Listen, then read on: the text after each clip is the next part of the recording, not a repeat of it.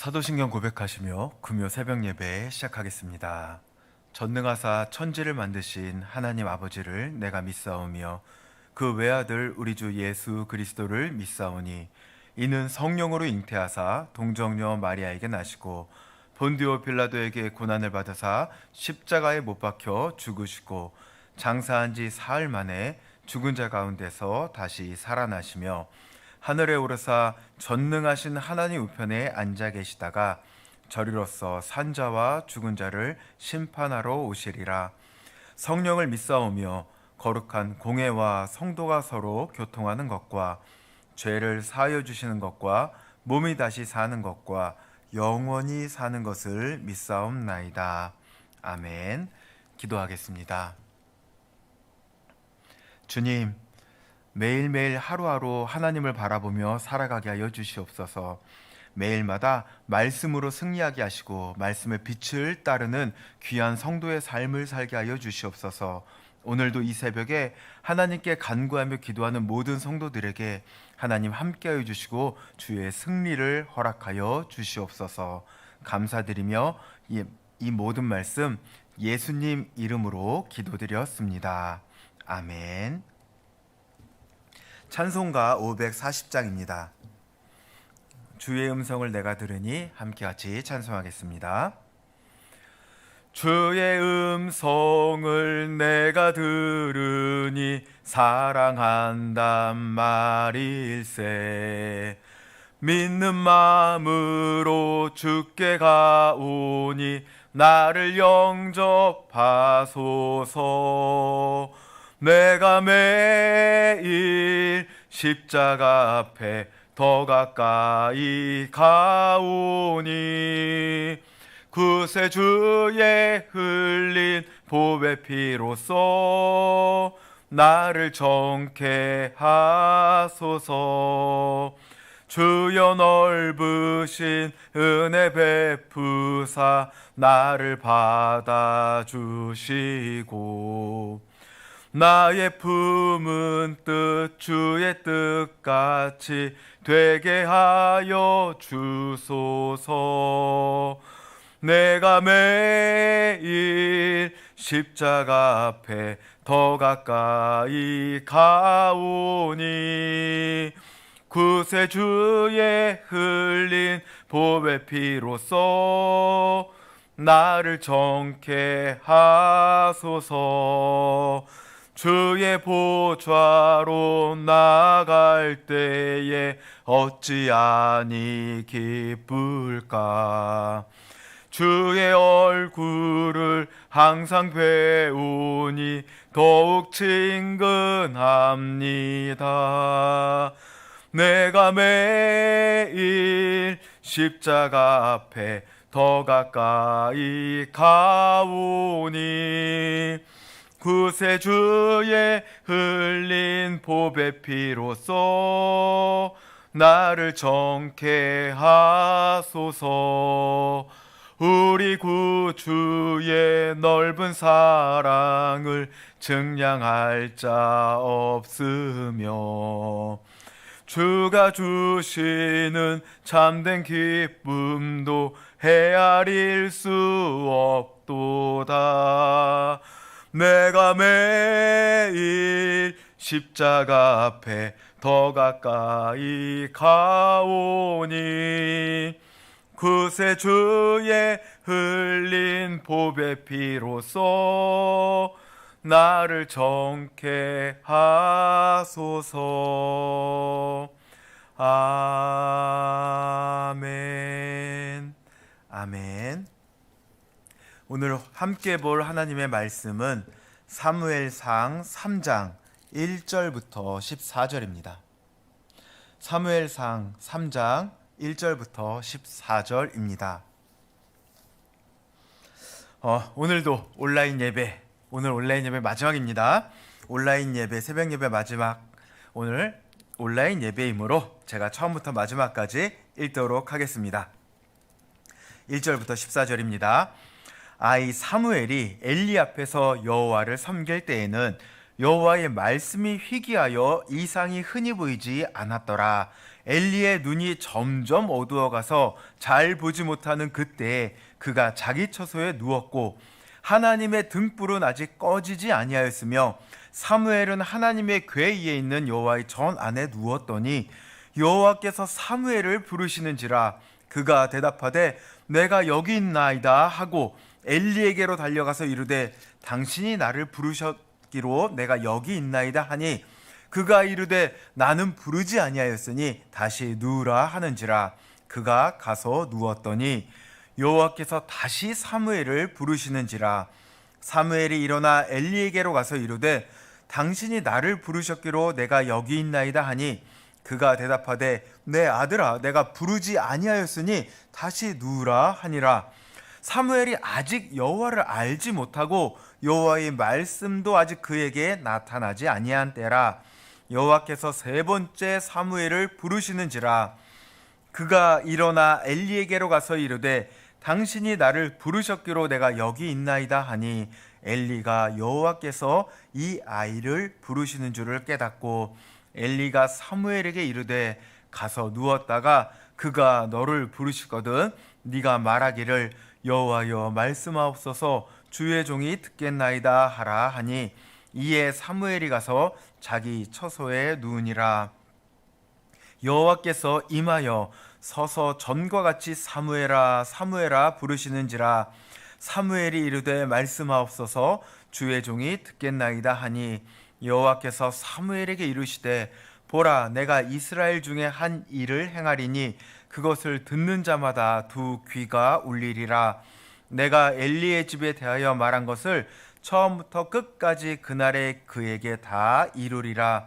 내가 그의 집을 영원토록 심판하겠고 그에게 말한 것은 그가 하는 죄악 때문이니 이는 그가 자기의 아들들이 저주를 자청하되 금하지 아니하였음이니라. 그러므로 내가 엘리의 집에 대하여 맹세하기를 엘리 집의 죄악은 제물로나 예물로나 영원히 속죄함을 받지 못하리라 하였노라 하셨더라. 아멘. 네, 아멘입니다. 오늘은 온라인 마지막 날이죠. 오늘 또 우리 미국 탐방팀 리더스쿨 탐방팀이 오늘 미국에서 출발해서 내일 한국에 도착합니다. 마지막까지 안전하도록 하나님의 보호하심 아래 은혜 누릴 수 있도록 여러분 꼭 기도 부탁드리겠습니다. 온라인 예배, 오랜만에 온라인 예배를 드리니까 준비하는 저도 좀 어색하기도 했지만 또 이 안에 하나님께서 함께 하심으로 주님의 은혜가 있기를 진심으로 소망합니다. 우리가 지난 시간에 사무엘 지난 시간에는요 두 집안에 대한 이야기가 있었습니다.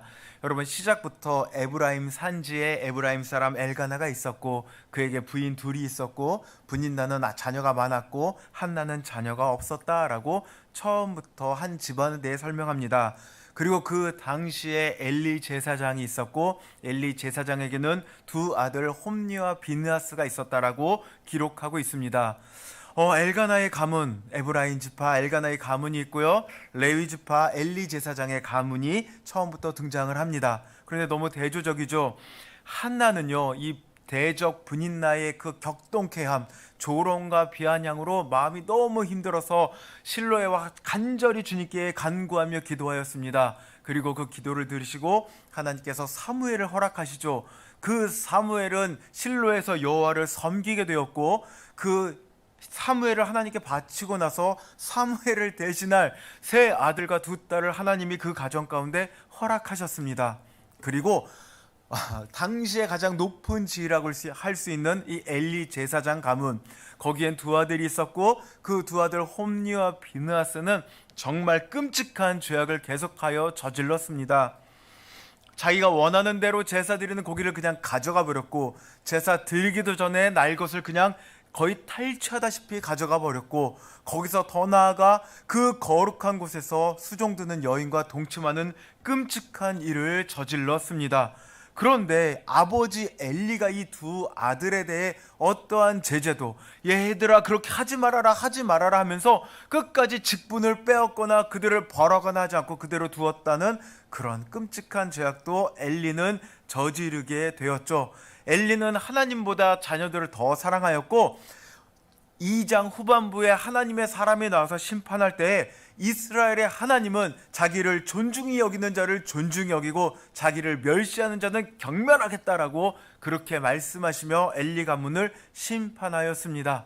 이렇게 두 집안 두 가문이 대조되는 모습을 보이며 오늘 3장이 시작되는데 그 1절에 이렇게 기록하고 있습니다. 아이 사무엘이 엘리 앞에서 여호와를 섬길 때에는 여호와의 말씀이 희귀하여 이상이 흔히 보이지 않았더라 라고 기록하고 있습니다. 여러분, 처음에는요 이 엘리 제사장의 가문을 보여줍니다. 1장 2장에서는 엘리 제사장의 가문이 이렇습니다 라고 보여줍니다.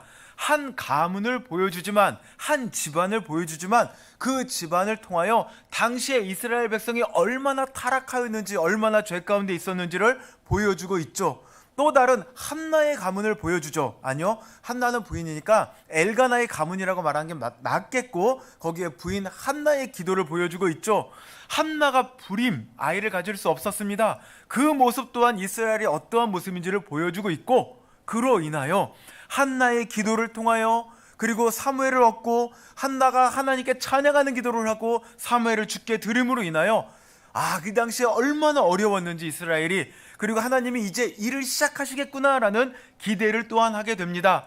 가문의 일들을 설명함으로 당시의 이스라엘의 모습을 보여주고 있는데 오늘 본문 3장 1절에서는 이스라엘의 상황을 이제 직접 기술하고 있습니다.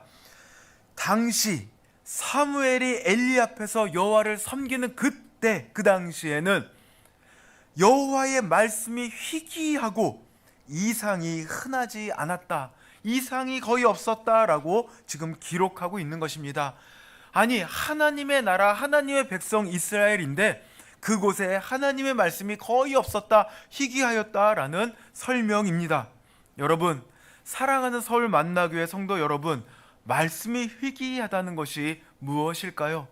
그러면 반대로 말씀이 임하면, 말씀이 가득하면 어떤 일이 있을까요? 우리가 흔히 말씀을 읽는다라고 표현하죠. 하지만 더 정확한 표현은 말씀이 우리를 읽는다라는 것이 더 정확한 표현입니다. 말씀이 우리에게 임하면 우리가 미처 알지 못했던 우리 안에 있는 죄를 깨닫게 됩니다. 아니면 우리가 감추려 했던 우리의 모습들이 말씀 앞에 그대로 드러나게 됩니다. 여러분, 다윗 왕이 밧세바의 범죄를 저지르고 그것을 감추기 위하여 얼마나 끔찍한 더 큰 죄, 더 심한 죄를 저질렀습니까? 그래서 그 우리아의 손에 편지를 들려보내서 결국 전쟁터에서 그 밧세바의 남편을 죽게 하지 않았습니까? 얼마나 가리고 싶고 감추고 싶은 마음이 그 안에 가득했을까요? 하지만 나단 선지자가 와서 하나님의 말씀을 선포하니까 이제 더 이상 감추지 못하고 그 죄를 고백하고 눈물로 회개하는 일이 있게 되었습니다. 하나님의 말씀, 하나님 앞에서는 그 어떠한 것도 가리거나 감추거나 깊숙이 묻어두기가 어렵습니다. 에스겔 선지자에게 환상을 보여줄 때는 당시 성전에, 그리고 하나님의 거룩한 곳에 얼마나 우상 숭배와 죄가 가득했는지를 하나님이 그대로 알려주고 있죠. 하나님의 말씀이 우리에게 임하면요, 우리가 당연히 여기고 우리가 늘 하던 그 행동들, 그 모습들이 주의 말씀 안에서 이것이 얼마나 나를 위한 것이었는지, 얼마나 나의 욕심을 위한 것이었는지, 얼마나 말씀적이지 않고 내 생각대로였는지를 깨닫게 되는 순간이 있게 됩니다. 또 하나님의 말씀이 임하면은 주의 말씀은 내 발의 등이고 내 길의 빛이시기 때문에 나의 삶을 인도하는 것을 경험할 수 있습니다. 아브라함도 하나님의 말씀 가운데 어디로 가야 할지를 정하지 않고 먼저 출발하지 않았습니까?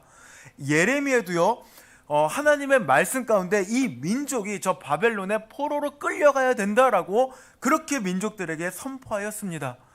분명한 것은 그들의 마음과 그들의 생각은 어쩌면 갈대아의 우르에 머물러 있는 것이 더 좋았을 수도, 어쩌면 포로로 끌려가지 않고 이곳에서 더 항쟁하는 게 좋을 수도 있었습니다. 하지만 하나님의 뜻은 명확히 그들에게 임했고, 그리고 어디로 하나님께서 그 걸음걸음들을, 그 길들을, 그 나라들을 인도해 주신다는 것들을 이 성경에서 기록하고 있습니다. 사도 바울도 우리가 사도행전을 배우지만 원래의 일정과 달리 성령께서 막으시니까 결국 저 유럽으로 건너가 빌립보부터 데살로니가까지 계속해서 그곳 가운데 복음을 전하게 되죠.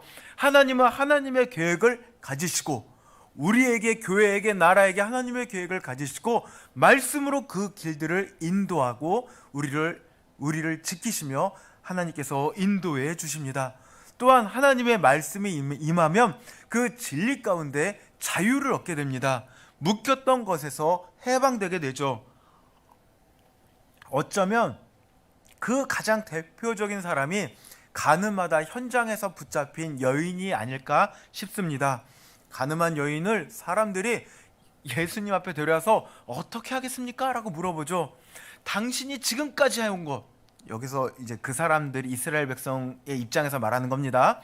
우리 주님이 그때까지 행한 것은 항상 사람들을 살려주고 병자를 고쳐주고 눈먼 자를 눈뜨게 해주는 놀라운 일들을 베푸셨는데, 예수님이면 이 사람 살릴 것 같은데 율법에 위배되니 어떻게 할 거예요? 라고 예수님을 시험하죠. 그때 예수님께서 죄 없는 자가 돌로 먼저 쳐라 라고 말씀하실 때, 그 말씀에, 여러분 처음에 말했죠, 그 안에 죄가, 감추고 눌리려 하던 그 죄가 모든 사람들 마음 가운데 있는 것을 자기들이 깨닫고 내가 정죄하는 것을 멈추고 자기의 찔림 가운데 다 돌을 놓고 돌아가는 장면이 등장하죠. 그리고 그 여인에게 나도 너를 정죄하지 않겠다, 돌아가서 다시는 죄짓지 말아라 라고 말씀해 주시죠. 누가 과연 이 여인을 이렇게 해방시켜주고, 누가 이 여인을 이렇게 정죄하지 않는다 말하고, 누가 이 여인을 다시 세워줄 수 있겠습니까? 오직 예수님과 그 예수님이 주신 그 말씀이 우리를 살리고 우리를 회복시켜 줄 수 있습니다. 말씀이 임하면 말씀으로 내 마음이 치유되고 실제로 우리 몸이 치유되고 우리가 회복되고 말씀으로 주님을 찬양하고, 그리고 그 말꿀송이 같은 단 말씀으로 우리가 기쁨을 누릴 수 있습니다. 사랑하는 서울 만나교회 성도 여러분, 여러분은 요즘 이러한 말씀의 은혜를 많이 누리고 계십니까? 아니면 언제 그런 적이 있었나? 이 말씀이 나의 삶을 인도하고 나의 아픔을 치유하고 나의 길을 인도하고 이런 적이 있었나?